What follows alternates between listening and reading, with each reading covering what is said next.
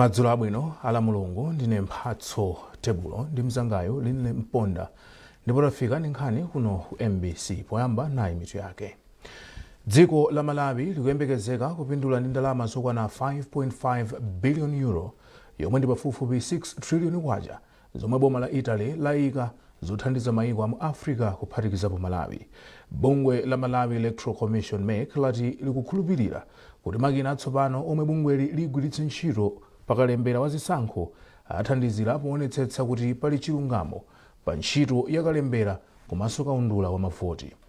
Ndipo timu ya FCB Nyasa Big Bullets yachita kuchokera kumbuyo kuti igonjetse Red Arrows ya ku Zambia mu mpikisano wa CAF pa masewero omwe analipo lero mu mzinda wa Lilongwe.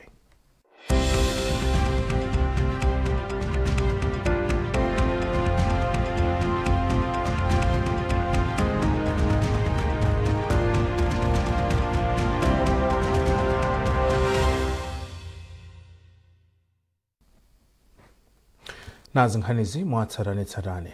President Dr. Lazarus Chakwera wapita ku Vatican komwe akuyembekezeka kukumana ndi kukambirana ndi mtsogoleri wa mpingo wa Katolika pa dziko lonse Papa Francis. Iye akumananso ndi Cardinal Pietro Parolin omwe ndi mlembi oona zakunja kwa Vatican. Padakali pano mtolankhani wathu Blessings Kanache ali ku Vatican ndipo akufotokoza. Mpingo wa Katolika likulu lake lili kuno ku Vatican kumene kuli kunja kwa mzinda uja wa Rome omwe ndi likulu la dziko la Italy. Mzinda umenewu udakhala mdziko palokha mchaka cha 1929 kuyambira pomwe Papa Pius wa namba 11 pa nthawiyo adagwirizana ndi mtsogoleri wa dziko la Italy a Benito Mussolini kuti Vatican likhale dziko loyima palokha, ndipo kuyambira pa nthawiyo dakhala dziko laling'ono kwambiri pano pa dziko lonse lapansi motsogozedwa ndi mtsogoleri wake Papa Francis amenenso ndi mtsogoleri wa mpingo wa Katolika pa dziko lonse lapansi. Ndipo kubwera kwa mtsogoleri wa dziko la Malawi Dr. Lazarus Chakwera kuzakumana ndi Papa Francis yemwe ndi mtsogoleri wa Katolika pa dziko lonse lapansi kuthandiza kwambiri dziko la Malawi polimbikitsa ubale wake ndi mpingo wa Katolika pomwe dziko la Malawi lapindula kwambiri mu ntchito zosiyanasiyana zachitukuko kuchokera ku dziko limeneli la Vatican komanso mpingo wa Katolika. A Joseph Mpinganjira ndi kazembe dziko la Malawi kuno ku Vatican ndipo akufotokoza zakufunikira kwenikweni kwa ulendo umenewu. Monga mukudziwa kuti zona mpingo wa Katolika uli ndi zinthu zosiyanasiyana zimene akuchita mu Malawi. Tikudziwa kuti pali masukulu osiyanasiyana, ma primary school, ma secondary school, panonso pantiti ma university awiri. Mpingo onso uli ndi zinthu zosiyanasiyana za zipata zosiyanasiyana zimene zili m'dziko. So poyambira president akubwera kuno kukamana ndi apapa kukathokoza kuti ndi wokondwera chifukwa cha zimene mpingo wa Katolika akuchita, komanso kuonanso ndi njira ziti zina ndi zina zimene mpingo wa Katolika ungapitize ntchito zawo pofuna kuti ubwino wa Malawi upite patsogolo. Mpingo wa Katolika uli ndi bungwe limene limatchedwa CADECOM, ndipo ntchito yake ndi kuthandizana ndi dziko la Malawi kupeza njira zosiyanasiyana zofuna kuthandiza anthu, makamaka anthu amene akukhala m'madera akumidzi, kuti ntchito zachitukuko zosiyanasiyana zimene CADECOM amapanga mothandizana ndi dziko la Malawi. Sono ndi bwino kuti ngati dziko la Malawi kwachita appreciate komanso nkuona kuti kodi pali zina ndi ziti zimene angachita. Komanso musayiwale ndafotokoza za maphunziro, ndafotokoza za chipatala, tisayiwalenso kuti kuli bungwe lijama ti CCJP limene limaona za chilungamo. So chilungamonso mu dziko lilonse ndiyofunika, komanso tisayiwale tsopano mpingo wa Katolika kuyang'anitsitsa pa nkhani za kasamalidwe ka chilengedwe. Zimenezo ndilokhulupirira kuti apapa adzalankhulapo amene akucheza ndi apresentati kuti ndi njira ziti zimene angathandize dziko la Malawi poona kuti zachilengedwezo zimabweretsanso zinthu zambiri ngati masaikona amene akuononga dziko. So tingachite bwanji pamodzi mpingo ndi dziko kuti tipewe komanso kuthandiza anthu amene akuvutika ndi zinthu zimenezi. Dziko la Malawi lapindula pa nkhani za maphunziro, za umoyo, za ulimi komanso ntchito zosiyanasiyana ngakhale zomangamanga kuchokera ku dziko la Vatican. Ndipo mpingo wa Katolika umathandiza kwambiri kuonetsa kuti dziko la Malawi likuchita bwino mu zinthu zake zosiyanasiyana kuphatikizapo nkhani zoonetsetsa kuti ulamuliro wabwino upita patsogolo m'dziko la Malawi. Ndipo kubwera kwa mtsogoleri wa dziko la Malawi kuno ku Vatican, Dr. Lazarus Chakwera, kulimbikitsa kwambiri ubale umenewu kuti ukhale ukunka patsogolo. Blessings Kanache, MBC News, Vatican. Kazembe wa dziko la Malawi ku Italy, Dr. Naomi Ngwira, wati dziko la Malawi likuyembekezeka kupindula ndi ndalama zokwana 5.5 billion euro, pafupifupi 6 trillion kwacha, zomwe boma la Italy layika zothandizira mayiko ena mu Africa kuphatikizapo Malawi. Dr. Ngwira anena izi pomwe President Chakwera akuyembekezeka kuchita zokambirana ndi mkulu wa bungwe la St. Egidio pa dziko lonse komanso wa FAO akamaliza kukumana ndi mtsogoleri wa mpingo wa Katolika ku Vatican.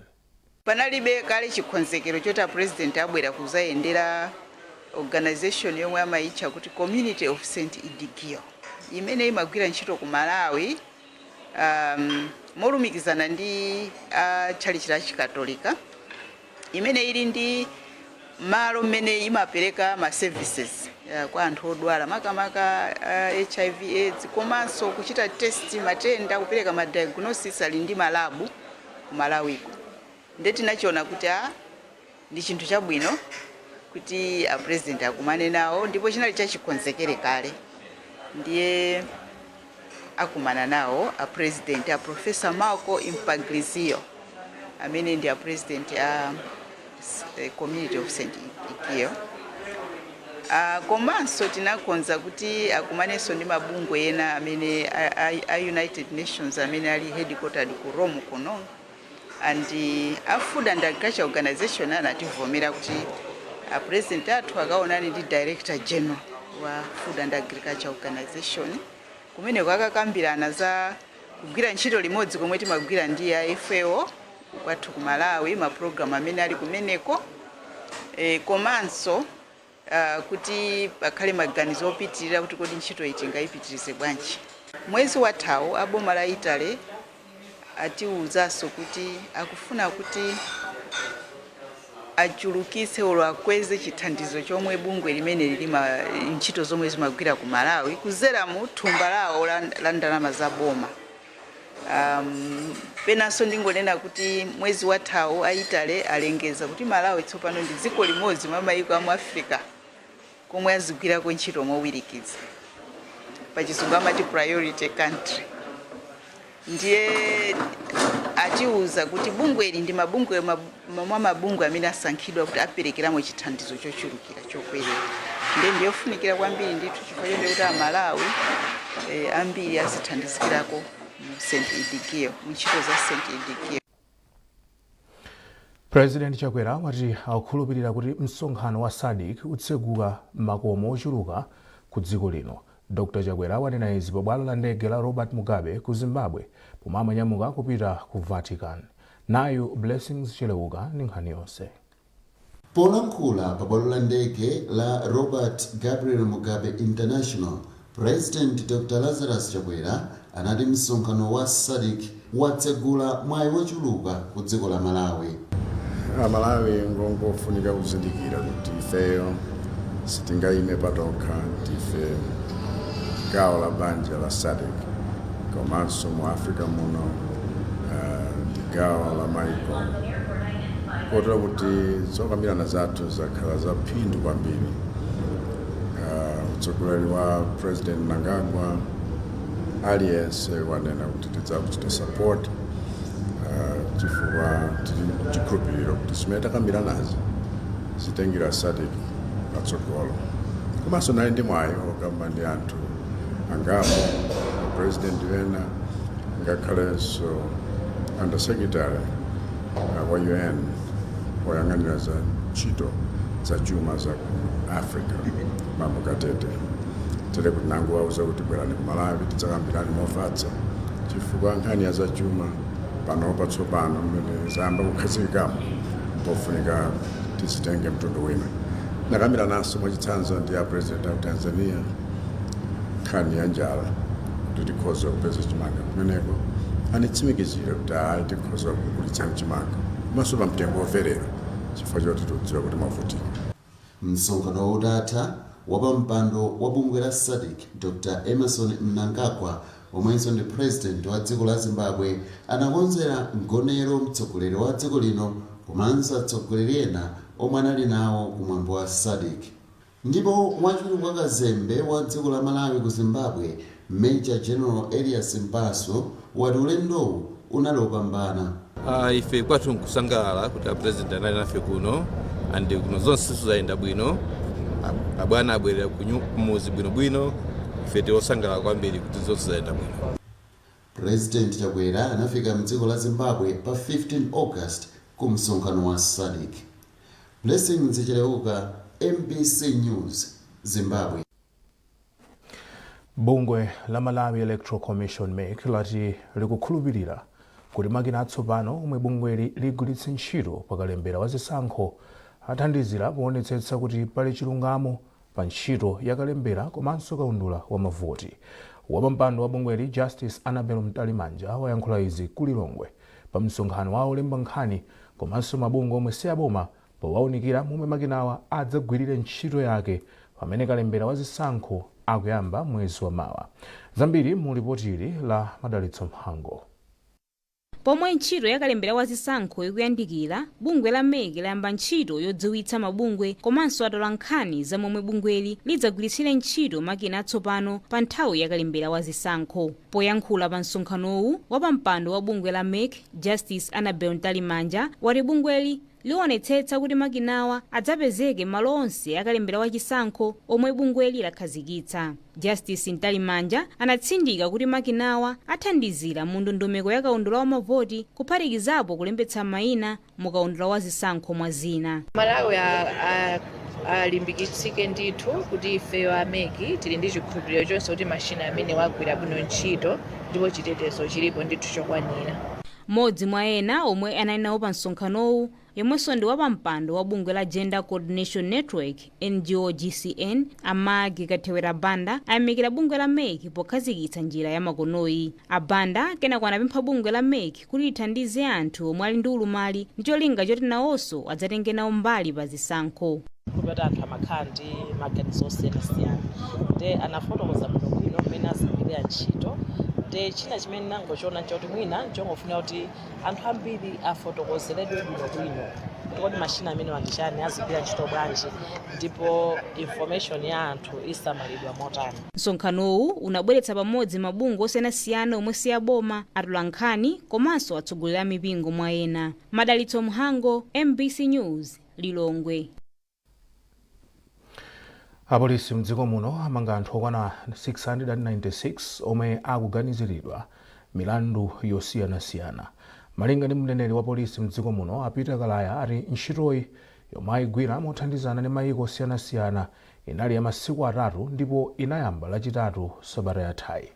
Akalaya ati mu ntchitoyi apeza katundu wambiri yomwe akumuganizira kuti ndi obedwa.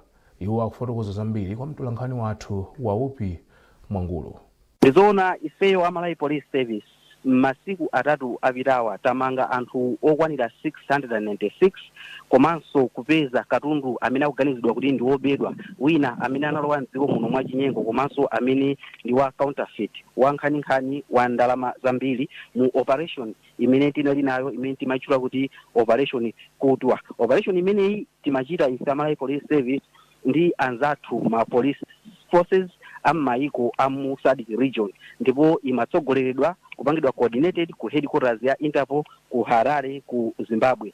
Ndiye ngati kunoko ku Malawi ife Malawi Police Service tikuona kuti operation imeneyi inali a success, inali yopindula kwambiri chifukwa tamanga anthu amene wa 696 amene tikuwaganiza kuti akukhudzana ndi milandu yosiyanasiyana komanso tapeza katundu amene anabedwa mwachitsanzo magalimoto amene anabedwa ku South Africa komanso njinga za moto, katundu wa boma wa waterboard, komanso wa Eskom, mankhwala akuchipatala amene tikuganiza kuti ndi achoka mzipatala za boma, komanso katundu wa counterfeit amene ndi wachinyengo. Zonsezi tazipeza mu operation imeneyi ndipo anthu amene tinamanga mu operation imeneyi ena tinathamangira nawo ku koti ndipo apangidwa remanded ali ku prison pamene akuyembekezeka kuti ayambe kulowa khoti mawa Monday. Choncho ngati apolisi tikuwalonjeza Amalawi kuti tipitiriza kugwira ntchito yotamandika imeneyi yomapangamo operation ngati amenewa, cholinga kuti Amalawi akhale otetezeka nthawi zonse, komanso maoperation amene tikuchita choncho momagwira pamodzi ndi anzathu amayiko ozungulirana nawo amathandiza kuti ubale wathu popereka chitetezo ulimbikirike. Nkhanizi zikuchokera kuno ku MBC ndipo madzulo ano muli ndine Mphatso Tebulo. Bwanji tionenso mitu yake. Dziko la Malawi likuyembekezeka kupindula ndi ndalama zokwana 5.5 billion euro yomwe ndi pafupifupi 6 trillion kwacha zomwe boma la Italy layika zothandiza mayiko amu Africa kuphatikizapo Malawi. Bungwe la Malawi Electoral Commission MEC lati likukhulupirira kuti makina atsopano omwe bungweli ligwiritse ntchito pakalembera wa zisankho athandiza kuonetsetsa kuti pali chilungamo pa ntchito yakalembera komanso kaundula wa mavoti. Ndipo timu ya FCB Nyasa Big Bullets yachita kuchokera kumbuyo kuti igonjetse Red Arrows ya ku Zambia mu mpikisano wa CAF pamasewero omwe analipo lero mu mzinda wa Lilongwe.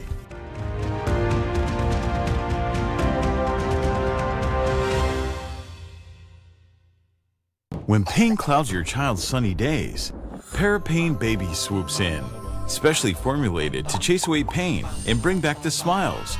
Uniquely developed so that it doesn't contain a drop of salicylic acid, ensuring the safety of our children. Whether it's fever, teething discomfort, or tummy troubles, our hero is on the case, ensuring your little one feels better, faster, with a taste kids love. But remember, it's not a sweet. Parapain Baby is designed for easy intake, chewed or dissolved. Brought to you by Mwai Pharma. Parapain Baby. Tough on fever, gentle on tummies.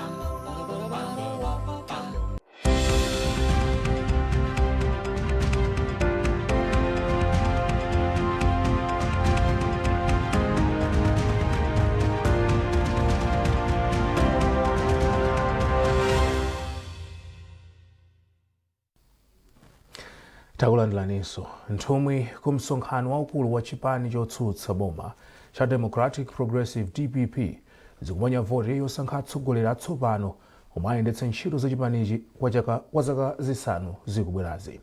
Msonkhano uwu kuchitikira mu mzinda wa Blantyre. Malinga ndi wapampando wa msonkhanowu zotsatira azilengeza usiku omwe uno.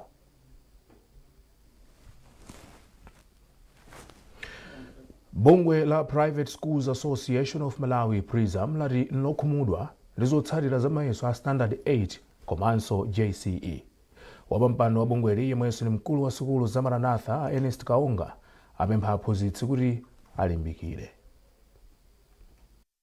Inali nkhawa yathu sine inatigwira kwambiri kuti taona nimaliza sana kuti alephera tikayelekeza ndi chaka chatha chapangisa ndi chani. Ndino timaunguza ndi kumafunsana kuti kapena mayeso anabwera ovuta ndi nafunsa mwangungungu molimbisa kapena iyayi ana analibe nzeru.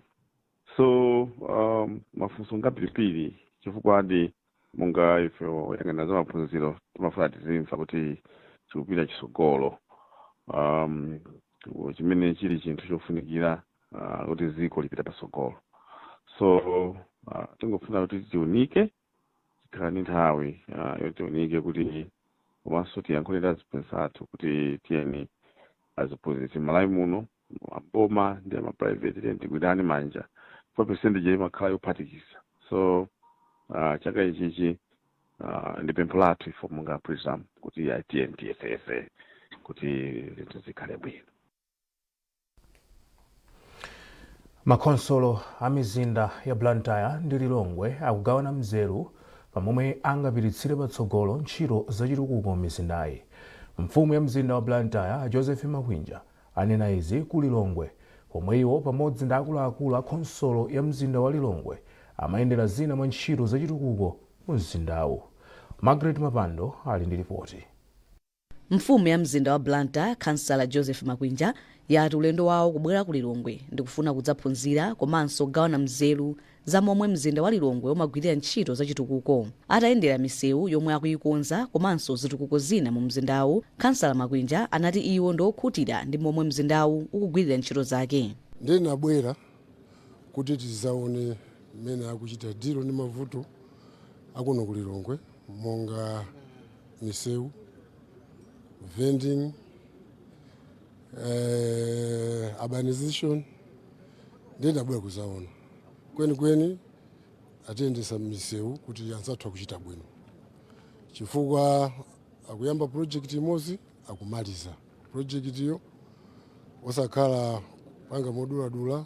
Mfumu ya mzinda wa Lilongwe a Esther Sagawa yati iwo ndi okondwa ndi momwe ntchito yokonza misewu ndi zitukuko zina zikuyendera. Ngakhale izi zili choncho, Asagawa apempha anthu okhala mzinda wa Lilongwe kuti adzitsatira malangizo a makontrakita kuti iwo agwire ntchito yawo bwino. Msewu wa senti umenekera kuti by August ukhale ndithu aperekedwa kuti kugwiritsidwa ntchito, koma chifukwa cha mavuto ena ngati kuti anthu sakufuna kugwiritsa ntchito diversion imene ayikidwa, komanso pa nthawi imene akugwira ntchito anthu akumakhala ngati akuchulukiranso pa malo amene iwo akugwirira ntchito, zimene zili imene ili ntchito ya ifeyo ngati ma leaders komanso ma block leader, makansala, kuti tikakhale pasi ndi anthu athu ndikuwauza kuti chonde tiwapatse mpata anthu amene atigwira ntchito imeneyi kuti atipatse chitukuko chimene chimwa nthawi yake. Akuluakulu amakhonsolo awiriwa anayendera msewu wa Mtandire kufika ku Airwing, msewu wa Area 49 Shire, ku Area 2 Bombe, komanso Mlatho kwa Senti. Margaret Mapando, MBC, Lilongwe. Ntchito yomanga chipatala cha Chilengo pansi pa thumba la ndalama la Governance to Enable Service Delivery GESD chamba kumangidwa mdera la Thyolo Thava. Chipatala cha Chilengo achimanga ndi ndalama zokwana 222 miliyoni kwacha. Zambiri mu ripoti ili. Anthu akunoko ayenera kukhala kuti akhala othandizika pa nkhani ya zaumoyo, chifukwa tunena nkhani ya azimayi oyembekezera, tunena nkhani ya ana masikelo, tunena nkhani ya katemera, anthu aja adzipangirapo mpano. Kunoko ndi kufupi kumene kuli health center ndi ku Thyolo kuboma, kumene kuli makilomita osaizi chepera mwina 30, kumene kuli kutali kwambiri. Jinga ndi 7,000 kwacha imene munthu wamudzi sangayipeze. Ichi chipatala chimangidwa chomoyenerera mwamphamvu chifukwa chakuti ine ngati DC ndimayendera zima project amene wawa lachitatu lilonse pa Mulungu ndimakhanduka ona chimene chikumangidwa, ndipo ngati tikuona kuti chimene chikumangidwacho sichigwirizana ndi zimene tinagwirizana, chifana ngasiya papa tikawapatsa contract imakhala talemberana, chizooneka motere chidzakhala chopangidwa ndi zotere. Mutati muonapo ndimanyamula ujeniyo ndimayigwetsa pasi ndi test yake imene idakhoti yasweka nakauze zonse zibwerere, koma si idaswekeyo senzo ndi zolimba. Ndeso apapa tikamabwera tizibwera lachitatu so tibwera kunonso tizaona kuti akumva bwanji. Ndilokondwa kwambiri monga mwaona nokha kuti tili pano kuzakhazikitsa chitukuko chomanga Chilengo Health Post. Chitukuko ichi ndicho chitukuko chimene tachidikirira nthawi yayitali. Anthu akuno akhala kuvutika kwambiri kuti apeze thandizo la chipatala, ndipo akhala kuyenda mtunda otali kupita kuboma ku Thyolo District Hospital. Dera lino lakhala lopanda zipatala za boma, anthu amadalira chipatala cha boma cha pa district komanso Malamulo Mission. Choncho ngati phungu ndakhala ndikupempha nthawi yayitali tithokoze bwana Nkubwa atakhala pansi ndi timu yawo kuona thumba limene anakhala kulandira la JSED kapena kuti ndalama zochoka ku World Bank, anawunikira kuti pamene akugawa amve kulira kwathu, ndipo part of ndalama zimene zaperekedwazo ndi zimene zabwera kuno kuti timange chipatala chinocho chapa Chilengo. Choncho ine malo mwa anthu adera lino ndilothokoza kwambiri kuna kuti chipatala chimangidwa chosangatsa kwambiri chona kuti chikumangidwa mu masiku ochepa 120 days imene ingati miyezi 4 imene pokutha masiku 120 tikhaso tikukumana pompano kuzakondwerera chitukuko chimenechi komanso kuti anthu athu akhala atayamba kulandira thandizo la mankhwala. Tsopano nkhani za masewero, timu ya FCB Nyasa Big Bullets yachita kuchokera kumbuyo kuti igonjetse Red Arrows ya ku Zambia mu mpikisano wa CAF pa masewero omwe analipo lero pa Bingu National Stadium mu mzinda wa Lilongwe. Babatunda Depojo komanso Precious Piri ndi amwetsa zigoli za Bullets. Rike Banda anatsogoza timu ya Red Arrows pa mphindi 57 za masewerowa. Masewero achibwereza pakati pa matimu awiriwa achitika masiku akubwerawa ku Lusaka mdziko la Zambia. Ndi nkhani imeneyo tafika pa mtsiriziro pa nkhani zathu madzulo ano, koma tisanasiyane nayinso mitu yake. Dziko la Malawi likuyembekezeka kupindula ndi ndalama zokwana 5.5 billion euro, yomwe ndi pafupifupi 6 trillion kwacha, zomwe boma la Italy layika zothandiza mayiko amu Africa kuphatikizapo Malawi. Bungwe la Malawi Electoral Commission MEC lati likukhulupirira kuti makina atsopano omwe bungweli ligwiritse ntchito pakalembera wa zisankho athandiza kuonetsetsa kuti pali chilungamo pa ntchito yakalembera komanso kaundula wa mavoti. Ndipo timu ya FCB Nyasa Big Bullets yachita kuchokera kumbuyo kuti igonjetse Red Arrows ya ku Zambia mu mpikisano wa CAF pa masewero omwe analipo lero mu mzinda wa Lilongwe.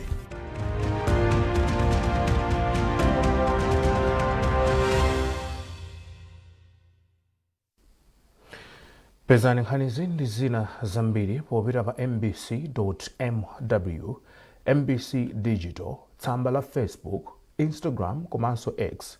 Munali ndine Mphatso Tebulo ndi mzangayo Linne Mponda. Mwakoma nonse.